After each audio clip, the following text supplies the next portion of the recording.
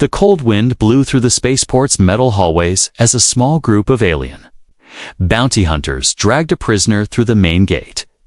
Everyone stopped what they were doing. Soldiers stared. Scientists whispered. Even the commander stepped forward to see what caused the commotion. It was a girl-land alien girl. Her wrists were locked in glowing red cuffs. Heavy chains were tied to her ankles. Her silver hair was messy, falling over her eyes. Her sharp teeth showed when she growled at anyone who got close. Her skin had strange blue markings that glowed slightly in the dim light. The guards kept their distance. "She's wild," one of them said, "a danger to everyone." "She's not just wild," whispered another. "She killed 2 bounty hunters before they captured her. She's a monster." But one young human soldier didn't look afraid. His name was Ethan. Only 22 years old, he had joined the outpost 2 years ago. He had seen many strange aliens, but nothing like her. He couldn't stop staring at her eyes. They weren't angry, they were full of pain. "She's not a monster," Ethan whispered to himself. They locked her inside a clear energy cell. The alien girl sat in the corner, silent, chained. Whenever someone approached, she hissed or banged her cuffs against the wall. A doctor tried to speak to her, but was nearly bitten. "She won't respond to anyone," said the captain. "We'll transfer her to Earth's lab next week." The plan was simple: study her, then use her abilities for military use, lock her away forever. But Ethan couldn't forget her face. He stood outside her cell every day after his duty. He didn't say anything at first, just watched. She watched back, eyes narrow like a predator, but she didn't growl at him. On the 3rd day, Ethan brought her a sandwich. "Are you hungry?" he asked gently, placing the food inside a delivery hatch. She sniffed it, didn't eat. Next day, he brought water and spoke again. "My name is Ethan. I don't want to hurt you." Still, she didn't speak. But on the 5th day, when he smiled and sat down across the glass with a juice box, something strange happened. She crawled closer. Her hands touched the glass slowly. Her face softened. She whispered, almost too quiet to hear, "Why?" Ethan sat up straight. "Why? What? You come back." He smiled, surprised. "Because I don't think you're bad." She looked confused. Then she said her first word clearly. "Kira, is that your name?" Ethan asked. She nodded once. Later that night, 2 officers tried to move Kira for medical scans. She panicked. Her eyes glowed. She kicked one guard in the chest, knocking him out. The other raised his blaster. Ethan had just come around the corner when he saw it. Kira screamed. The guard's hand shook, ready to fire. Without thinking, Ethan ran in and stood in front of her. "Don't shoot." Everyone froze. The energy blaster's light lit up Ethan's chest. The officer's face turned red. "Move, soldier." "No," Ethan said. "She's not trying to escape. She's scared." Oh. The commander arrived. "Stand down, both of you." But it was too late. The scene had played out in front of many. Ethan had protected a dangerous alien girl. Some called it madness. Others saw something else. Kira looked up at Ethan. For the first time, she didn't growl. She smiled. Later, Ethan was called into the commander's office. "Do you realize what you did?" the old man shouted. "You risked your life for a hostile alien." Ethan stood firm. "Sir, I don't think she's hostile. I think she's been treated like an animal her whole life. But she's intelligent." She said her name. "She spoke to me. She could be manipulating you. Maybe. But if there's even a small chance she's more than just a weapon, don't we owe it to ourselves to see?" The commander stared at him. After a long silence, he said, "You've got 3 days. If she doesn't talk again or show clear signs of trust, We send her away. Understood? Yes, sir. That night, Ethan returned to Kira's cell. She was sitting closer to the glass now. He pressed his hand to the wall.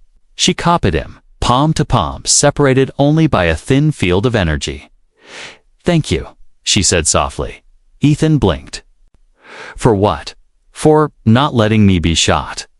You don't deserve that. You deserve someone to believe in you. She closed her eyes for a moment, then opened them again. I don't trust humans, she said. I don't blame you. Ethan replied, but maybe you can start with one. The sun never rose on the outpost, was always dim, always cold. But for the first time since her capture, the alien girl Kira sat quietly near the edge of her energy cell. Staring at the human who kept coming back, Ethan stood there again, a warm sandwich in one hand and a puzzle cube in the other. I brought you something new today, he said, gently pushing the cube through the delivery slot. Kira didn't touch it. She just stared. Ethan smiled, patient as always. It's not dangerous. It's just a toy from Earth. Humans use it when we're bored. Still, she didn't move. He sat down on the cold floor, facing her through the transparent barrier. I don't know why, but I think you're not like what they say. You're not just rage and claws. Kira tilted her head. You think I am? Weak? Ethan looked up, surprised by her words. Her voice was still rough, but clearer now. No, he replied, shaking his head. I think you're strong, but not in the way they expect. You've survived something terrible, haven't you? Kira looked down at her hands, the red cuffs, still glowing around her wrists. She touched the floor gently, as if remembering something painful. They killed my people, she said. Not in war. In cages. Ethan's smile faded. I believe you. No one believes me, she whispered. They think I'm a beast. So, I became one. Hours passed. Ethan remained by her cell while the others looked from a distance. Many of them laughed or mocked him, falling in love with a monster soldier. One engineer joked. Ethan ignored them. When he returned to his bunk that night, he couldn't sleep. He kept hearing her voice in his head. They killed my people. In cages. He haunted him. He got up, broke protocol, and sneaked into the restricted database room using his officer clearance. He searched the archives. After an hour of digging, he found it Project Whisperlight. It was marked as classified alien cargo retrieval. He opened the file. His hands shook. Photos, videos, dozens of alien children, blue markings. Silver hair locked in steel rooms, crying, tested, harvested for data. One of the children looked just like Kira. The file ended with a final note. Subjects disposed after resistance, disposed. Ethan leaned back in horror. Next morning, he rushed back to her cell. Kira, he said urgently, you were right. She looked up slowly. I saw the files. What they did to your kind. It was real. I believe you.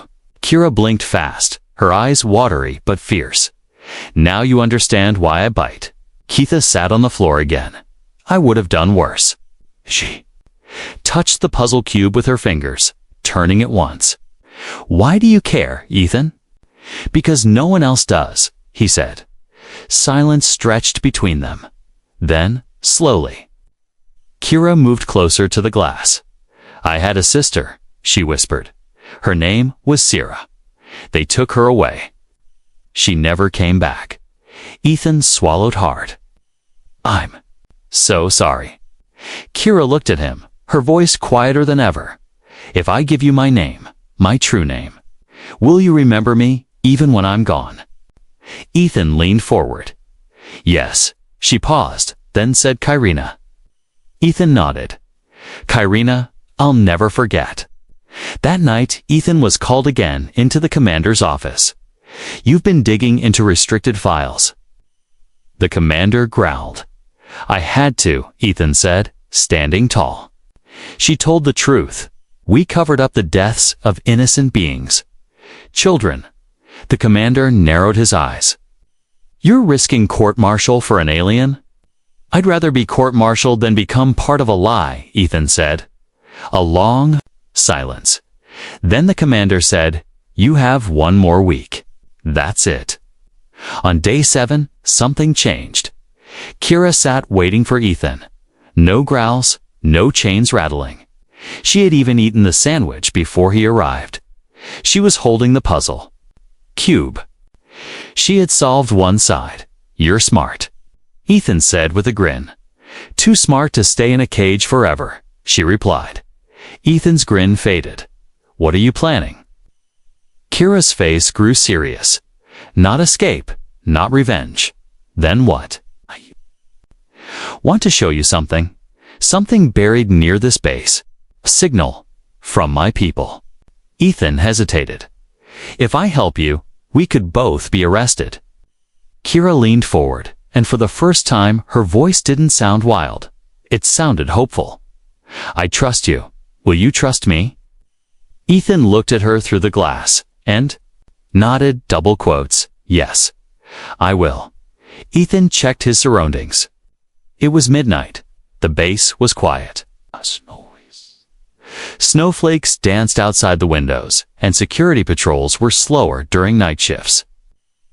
Clutching a small access chip in his hand, he headed toward the observation chamber where Kira Carino was waiting behind the glass. She sat still, alert. Not wild now, not angry. Just watching as Ethan stepped in, she whispered, "Is it time?" "Yes," he said. "But first, tell me what you're going to show me." Kira stood up, tall and calm. Her silver hair fell over her shoulder, glowing slightly in the light. "You've seen what they did to my kind," she said. "But there's more, something hidden deep beneath this ground. Your people don't know it's there, but I feel it calling." Ethan frowned. "Calling." She placed her hand on the glass. "It's a memory vault. Buried tech from my ancestors. It holds truths. Ones the humans never wanted found." Ethan stepped closer. "Why me?" She stared at him. "Because you're the only one who looked at me and didn't see a beast." The next morning, Ethan sneaked into the engineering wing and borrowed ground-penetrating sensors. He masked the search as equipment testing. When he scanned beneath the forest near the outpost just where Kira said he found something strange. A hollow structure, deep, metallic. Ancient dot, but no record of it existed in the base's database. He swallowed. Odd. She was telling the truth again. That evening, Kira sat cross-legged inside her cell, calm like never before. Ethan returned and placed his hand on the glass. "I found it." Kira smiled, but then her eyes shifted to something behind him. Footsteps. Commander Doyle entered the room with 2 armed guards. "We need to talk," he said, coldly. Ethan turned. "Sir." The commander looked at Kira. "She's being moved tomorrow to off-world labs. Your access is revoked.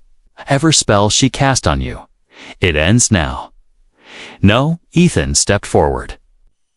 "You can't just lock her away. She's not dangerous anymore. She's a threat," the commander snapped. "And now, so are you."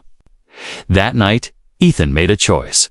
He returned wearing a stolen engineer's suit and carrying a data spike. It was now or never. He bypassed the security panel on Kira's cell. The door slid open for the first time since her capture. The alarm stayed silent thanks to Ethan's sabotage. Kira stepped out. Her bare feet touched the floor like she was walking on sacred ground. "Are you sure?" Ethan asked. She nodded. "You freed me once with words, now with actions." They moved quickly through the dim hallways, avoiding patrols. Outside, the cold hit hard. Snow swirled around them as they made their way into the dark woods. They walked for nearly an hour through frozen trees. Finally, Kira stopped. "Here," she said. Ethan scanned the ground. The signal was stronger now. There was definitely something. Underneath, Kira closed her eyes and knelt suddenly. A glowing pattern appeared on the snow-perfect circle, marked with alien symbols. She touched the center, and the ground rumbled from the earth. A metallic door slowly rose. Steam escaped from its edges. It hadn't been opened in centuries. Together, they stepped inside. The vault was warm, soft lights glowed as Kira walked. To the center. A floating orb rose from the floor, scanning her face. A voice echoed in her language. She responded softly.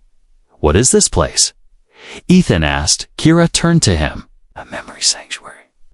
My ancestors built it during the Great Hunt when humans were still learning fire. They stored our history, our maps, and warnings about the stars." Ethan looked around in awe. "This is incredible." Kira touched a panel. A hologram appeared. It showed images young alien children in cages. Humans standing nearby with cold faces. The same footage Ethan had seen in the secret files, only this time, unedited and raw. He saw her. Little Kira, crying, screaming as her sister was pulled away. Ethan's heart shattered. "I was 7, she said softly. "They told us we were being rescued, but they sold us." Tears ran down her cheeks, glowing faintly. Ethan reached out and held her hand. "You don't have to carry it alone." For a moment, Kira let herself lean against him. Suddenly, the sanctuary lights flickered. Kira's ears twitched. "They're here." Ethan pulled out his communicator. Base security had tracked them. "We have to go," he said. Kira turned to the vault's center and placed a small crystal inside the orb. "This contains all of it. Our truth, keep it safe." They ran out as snowstorms picked up again. Behind them, the vault slowly sank back into the ground. But now, they carried proof. And someone was going to kill to keep it buried. The forest was dark and frozen. The wind howled through the trees like distant cries of ghosts. Ethan and Kira moved fast, leaving deep footprints in the snow behind them. They had escaped the base. They had the memory crystal. Up to now, they were being hunted above them. Small scout drone hovered silently. Red eyes blinked as it tracked their heat signatures. Kira turned and whispered, "They know where we are." Ethan checked his stolen communicator. A private message flashed from a friend at the base. "Run. They've sent a hunter team. Orders, shoot on sight." He looked at Kira.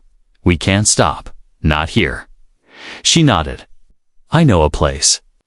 An hour later, they reached a broken-down supply bunker, half buried in snow. Kira crawled through a collapsed air vent. Ethan followed, shivering. Inside, it was silent. The walls were cracked, but the old heater still worked. Faint orange light filled the space. It wasn't much, but it was sheltered. Kira collapsed onto a pile of old blankets. Her chest rose and fell fast. She was exhausted. Ethan wrapped a heat pad around her shoulders. "You okay?" "I've run enough for 10 lives, she whispered. He sat beside her, the crystal safe in his jacket. "We'll make it. We just need to survive till morning." Kira looked at him with tired eyes. "Humans, you keep saying that. Till morning. What if morning never comes?" Ethan smiled gently. "Then I'll wait with you through the night." Back at the base, Commander Doyle stood in the control room, watching the tracker screen. "She's with him. The traitor," he muttered. A soldier asked, "Should we bring them in alive?" The commander's eyes were cold. "No. Make it look like they died in the wild. No questions, no files, no leaks." He pressed a button. "Deploy Hunter Squad Delta." Back in the bunker, Kira sat awake while Ethan dozed. She stared at the heater's glow like it was something sacred. "My sister used to hold me like this when I was scared," she said softly. Ethan blinked awake. "You miss her." "Every second," Kira replied. "But tonight, I don't feel alone." Suddenly, boom. The front wall exploded inwards. Metal flew through the air. Ethan jumped in front of Kira just as 3 armored soldiers burst inside. Weapons raised. "Don't move." One shouted. Ethan reached for his sidearm, but Kira grabbed his wrist. "No," she whispered. Instead, she stepped forward, hands raised. "I surrender," she said. The soldiers looked confused. "What game is this?" One of them stepped closer. "Just shoot her." Ethan shouted. "Wait. She's holding proof. You kill her, the truth dies with her." But the leader raised his gun and fired. Ethan shoved Kira aside and took the blast to his shoulder. He hit the ground hard, crying out in pain.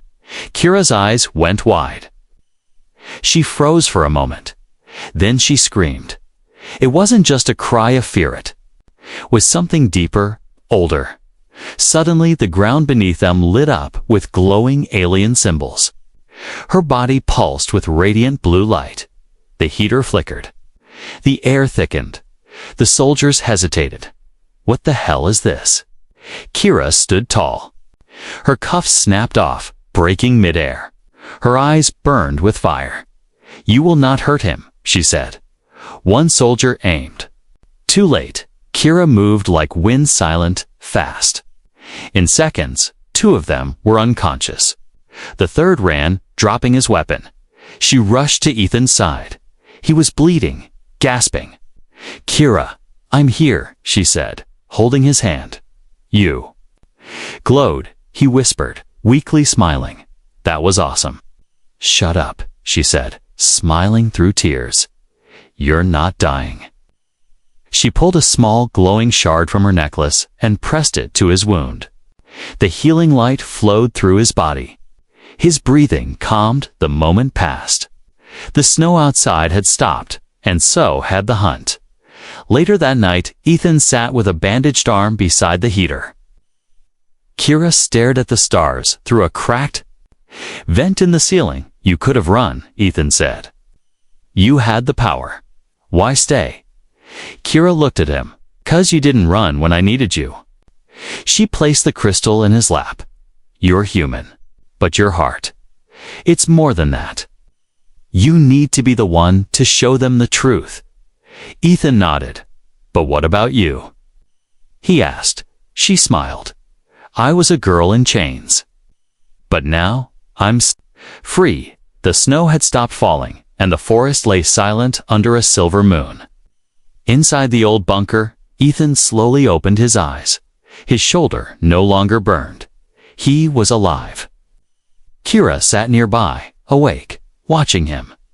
"You healed me," he whispered. Kira nodded, her expression unreadable. "Only a little. You still bleed inside." He sat up slowly, rubbing his chest. "So, what now?" Kira stood, her silver hair falling down her back like silk. "Now, we find the sky." Before sunrise, Kira led Ethan through the frozen woods, again holding a glowing stone in her hand. She stopped at a clearing surrounded by tall, black trees. In the middle stood a strange structure, half buried and covered in ice. It looked like an ancient satellite dish. Long forgotten. Kira walked toward it and touched its edge. Nothing happened. Ethan looked around nervously. "What is this?" "It's a star call," she said. "A beacon my people left behind. It only answers when blood and spirit are united." Ethan didn't understand, but he stepped closer anyway. "What do you mean?" Kira turned to him.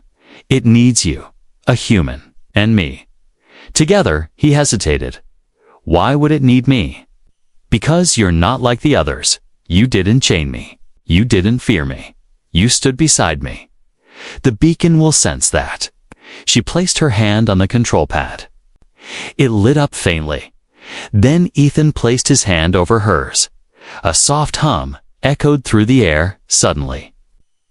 The entire structure lit up. The trees around them shook. Snow blasted off the branches as the dish rotated upward, pointing toward the stars above. The clouds parted as a beam of blue light shot into space. "It's calling," Kira said, her voice shaking. "They'll hear it." Ethan looked at the sky. Who? Kira looked at him, her eyes wide with something between hope and fear. "My people." Hours passed. They hid in the trees again, watching the sky.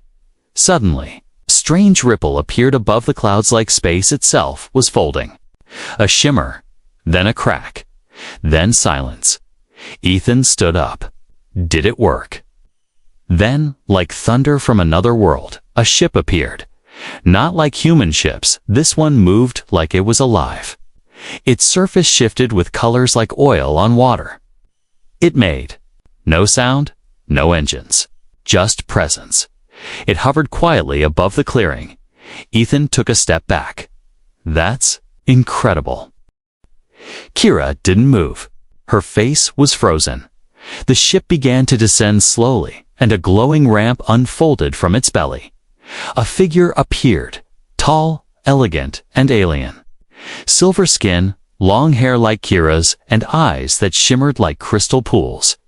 Kira stepped forward. The figure looked at her. Kyrina. Kira nodded. Elder Viren. Ethan stood quietly, watching. The alien looked at him, then back at Kira. You brought a human. I brought the only one who saw me as more than a beast. They entered the ship's interior. The walls pulsed gently with light. Ethan felt like he had stepped into a dream. Inside the main hall, several other aliens gathered. Some looked scared, some looked curious. One held a long staff with ancient carvings. The elder turned to Ethan. You are not like the others. I try not to be, Ethan replied. The elder nodded. Kyrina risked everything by calling us. She awakened the beacon of bonding. That signal hasn't been used in centuries. What does it mean? Ethan asked. The elder looked at Kira. It means she chose you. Kira's face turned slightly red. Ethan blinked. Chose me. For what? To be her equal, her protector. Her bridge to your kind. The aliens showed Ethan a view of the galaxy. Dozens of hidden colonies. Some in hiding. Some being hunted. You humans are young, said the elder, but dangerous. You rise fast. Too fast. But maybe. With voices like yours, you won't destroy everything. Ethan placed the crystal on the table. This holds everything. The truth. What was done to Kira's people? The lies? The pain? If we show this to Earth's people, things might change. The elder looked at him carefully. Or you might be silenced before the truth spreads. Ethan nodded. Then I'll need help. The elder stood tall. Then we'll give it. As the ship hovered silently over the planet, Kira stood beside Ethan, staring at Earth from above. Everything will change, she whispered. He looked at her. Good, it should. She leaned closer. No matter what happens now, I'm not alone anymore. Ethan smiled and took her hand. Neither am I. The alien ship hovered high in the sky, cloaked in silence and invisible to human eyes. Inside, Ethan stood before a circle of shimmering figures, Kira's elders. Each one represented a different scattered remnant of her people. They spoke. In hushed tones, with voices like wind chimes, Ethan held the memory crystal in his hand. His voice was steady. I'm going back. Kira's eyes widened. They'll kill you. He turned to her. Then they'll have to try. The elder named Viren stepped forward. If you return to that base with the truth, you won't leave alive. I don't need to, Ethan said. I just need to upload this into the global Cumnet.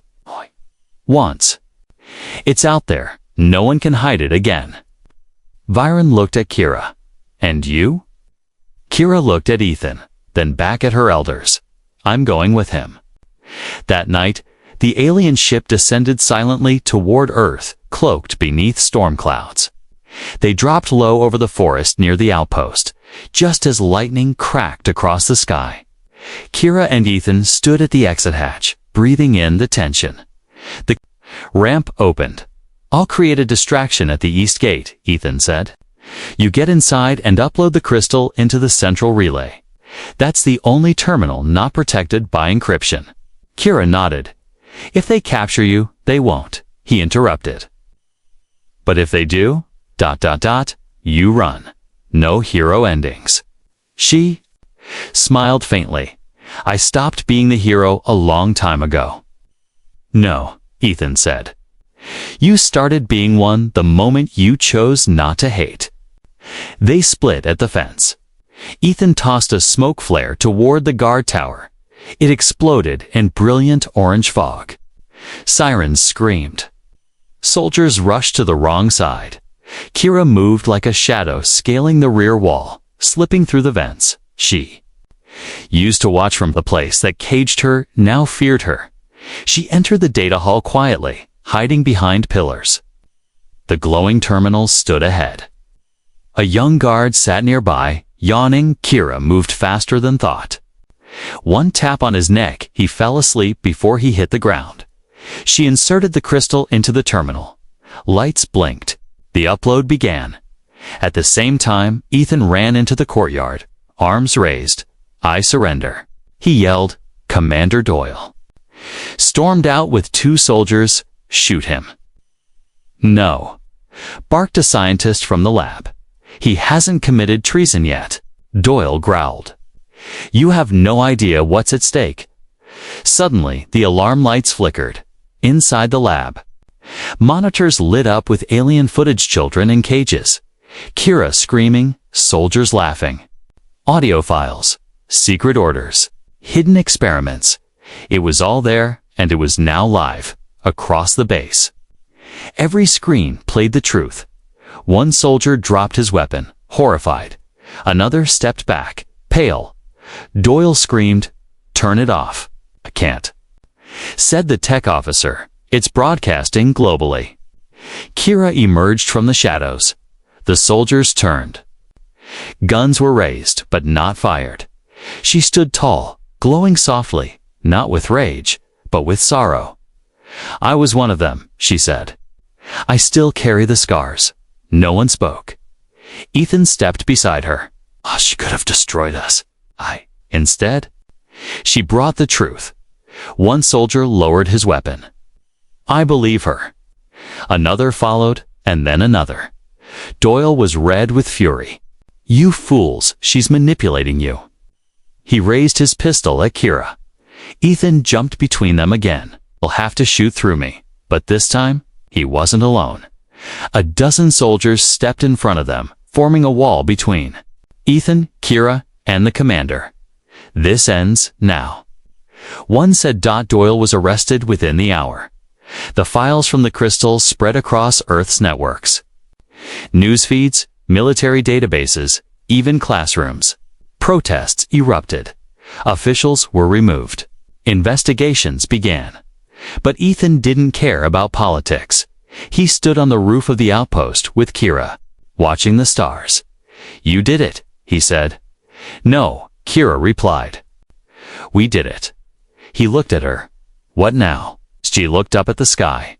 "I've spent my whole life running. Maybe now, I can start living." Ethan smiled. "Where?" She leaned closer. "Wherever you go." Snow had melted. The once icy outpost stood under a rising sun, its steel walls now quiet.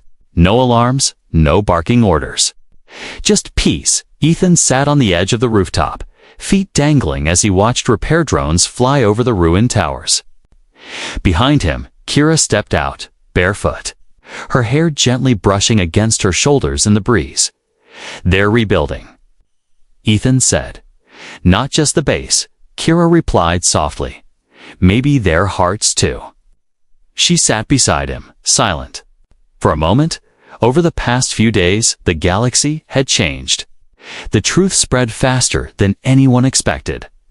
People cried when they saw the footage. Others grew angry.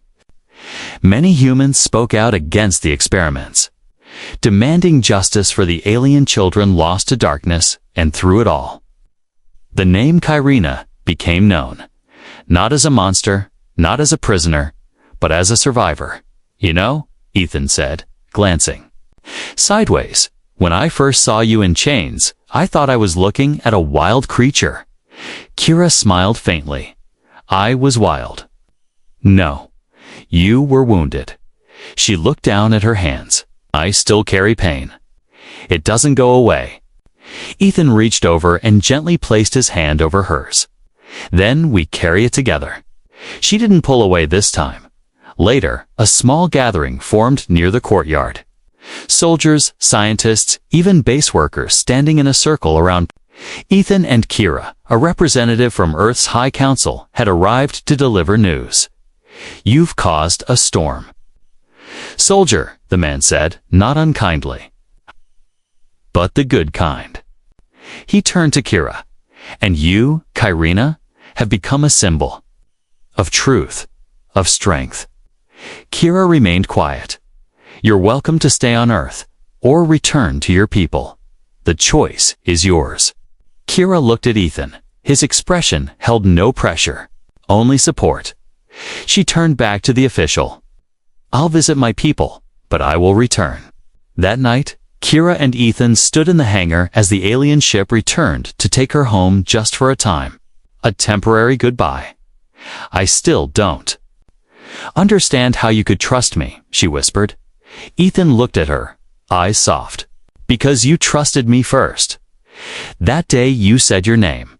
I knew you weren't lost, just waiting for someone to listen. She stepped closer. I thought no one would ever look past my claws. I didn't see claws, he said. Saw someone fighting to survive. Kira smiled. You did more than that. You made me want to live. As the ship prepared to leave, she touched her forehead to his gently. In my culture, she said, this means I'll find you again. I'll be right here, Ethan replied. The ramp closed. The ship lifted silently, vanishing into the stars. But something stayed behind hope. Weeks passed. Ethan was reassigned to Earth's new interspecies peace division. His story was told in classrooms. Kids looked up to him. Veterans saluted him. But all he cared about was a message he received one quiet night. Returning soon. I've missed Earth, but missed you more. K.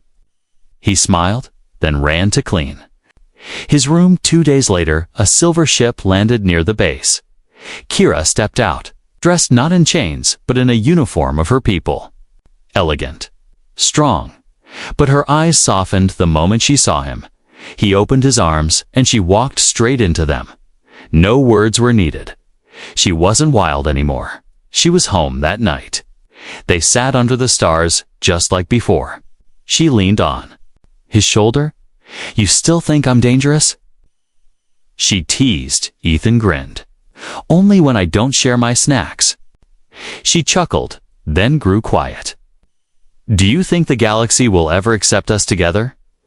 Ethan looked at her seriously. If it doesn't, we'll make a galaxy that will. She smiled, resting her head on him.